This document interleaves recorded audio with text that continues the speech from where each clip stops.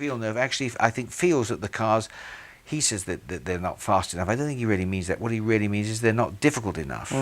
The more difficult a car is to drive, the more skill it takes to make it respond. And that's what we want. I wonder, actually, if we're in a situation now, you mentioned me, I'm too old, but if you grabbed a kid who was 18 and pretty fit and started him off, as a job, 5 days a week, practicing in a car, he could very, very quickly become Formula One standard. Proof of that is somebody like Pedro Diniz. Pedro Diniz is not in a Formula One car because he showed any talent as a young driver breaking into motorsport. He's in a Formula One car because he said, "Daddy, I know you're rich and I'm a little rich kid and I want to get in a Formula One, so get me in it." And he's in it. And actually, everybody has a go at Pedro, and he has humiliated himself a bit, and he is a bit of an old donkey at the back of the field. But slowly but surely, he's getting the hang of it. And why shouldn't he? There's very little chance of him killing himself. With all the practice he's getting, with all those Sunday afternoon meetings when he's mixing it with these guys, slowly but surely, he's going to get there. And isn't it the case almost that anybody could do it if they've got the money and they can spend enough time at it? Well, no, I think he must have a certain aptitude, but I do agree with you that you could get a guy who's really good in karts and you could school him and train him and so on. Yes, that's quite true.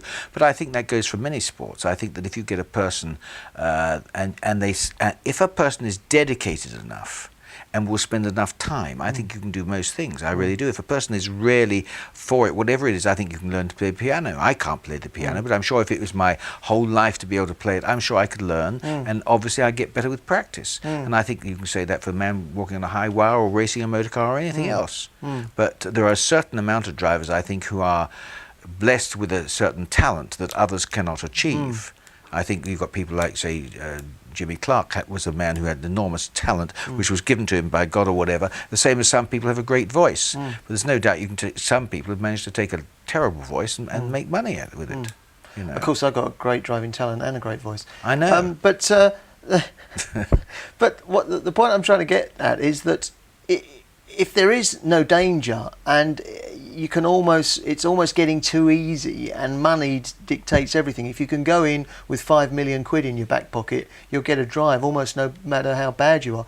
Perhaps if it was more dangerous, these people like Pedro Diniz would be saying, "Hang on, I'm a little rich kid. Yeah, I'm not I so don't want to risk my life."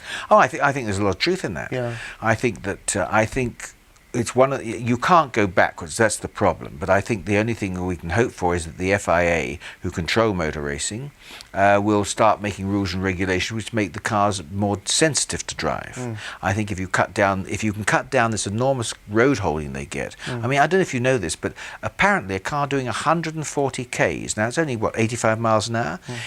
When it reaches that speed, it then has a sufficient downforce that it would hang on the ceiling. Yeah. At 140 k's? Yeah. I mean, it's nothing. No. And bloody awkward when you have to do an emergency stop. Well, that's true. Put the brakes on. Yeah. No, but the point is that if we can cut down that sort of thing, which is not the vehicle, I think then we can expect to see the cars becoming far more difficult. If you get things like brakes locking on, wheels spinning because you put too much power, then you bring back those things when the driver has to sort of think, my God, and he has to control the car through the throttle and the steering, what have you.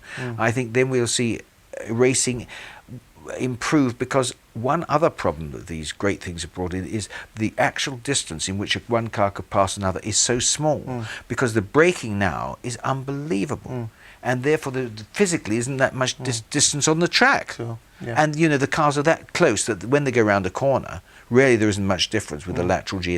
A Formula One driver was telling me that, for example, when you see those braking signs that used to mean something in the old days, you totally ignore them.